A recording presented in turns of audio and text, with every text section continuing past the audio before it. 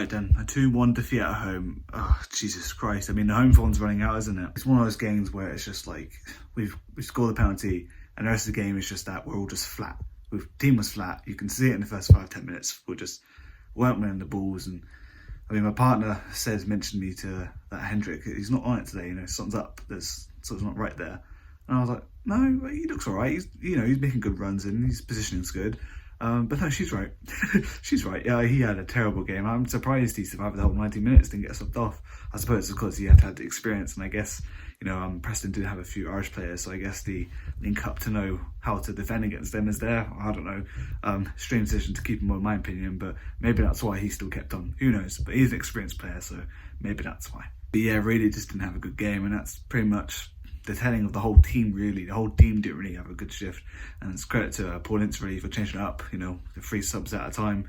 I think it really did change the game. I mean, hence why we scored the goal, and Andy Idon pretty much created it. I'm not sure we should have got the penalty from that, but yeah, definitely if you have a touch in the box, you go down, and if it gets given, it gets given, and credit to Idon for that. Preston, they were just seemed, I don't know, they struggled to get into it. I feel like they couldn't create many chances for themselves. It was one of those games where most of the action happened in the middle of the pitch.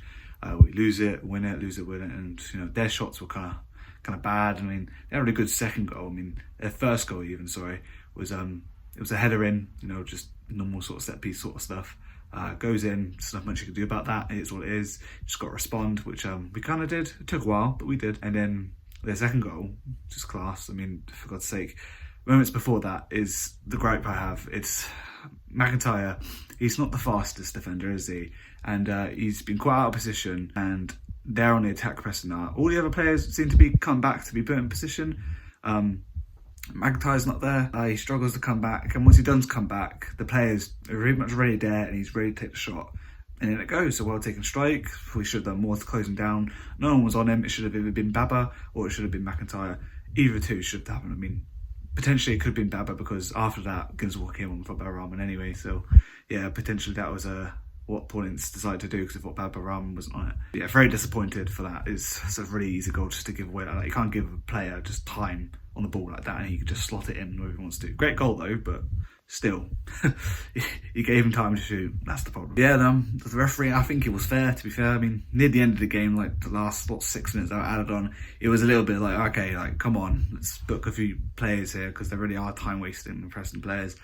I mean, but we do that fair amount enough ourselves anyway, so it's just part of the game now, isn't it? Preston though, they really did turn it up once they could, and yeah, they just soaked the pressure up. They soaked us just having the ball in the last 5-10 minutes, just trying to attack, trying to make goals happen.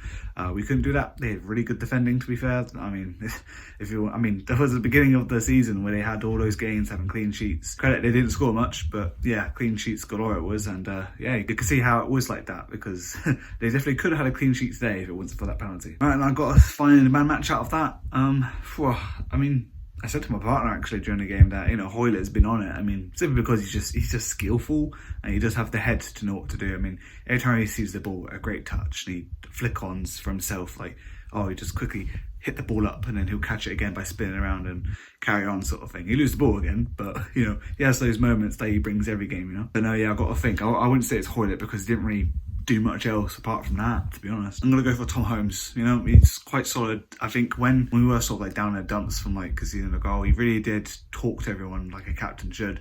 I mean, I know he's vice captain, wasn't captain in the game, it was Adam. But really definitely just made his voice heard, made sure everyone kind of did their things, and off the ball we just, come on guys, we've got this.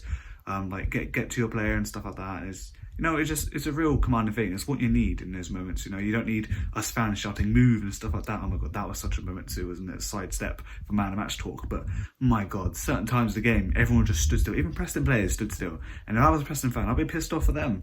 But everyone just stood still. And I was like, what's happening here? Why is everyone just standing still? It's like a good 10-15 seconds that are happening. They're athletes, man. Why is no one trying to create space or get through on goal or whatever? Everyone just stood still. Even player was on the ball. It's an odd movement. But anyway, back to Tom Holmes. Yeah, just stellar performance really. He had really good time at the back, and he just pretty much wanted to excel at the game. And you can see his passion at the end of being in a losing situation, really losing a game at home, and knowing probably could have nicked a goal at the end, perhaps. Just head and hands like this, that you can just say what it means to him. He's a Reading fan as well, and so he has that. But yeah, definitely probably the only player I would feel that deserves it. Alright, that's been my thoughts. Credit to Paul Ince for making the subs when he did. I feel like they were helpful. However, perhaps maybe a jarrer for Hendrick, perhaps, is my own opinion. I don't think Hendrick deserved to be on the pitch that long, but hey, I'll see you guys next time. Bye.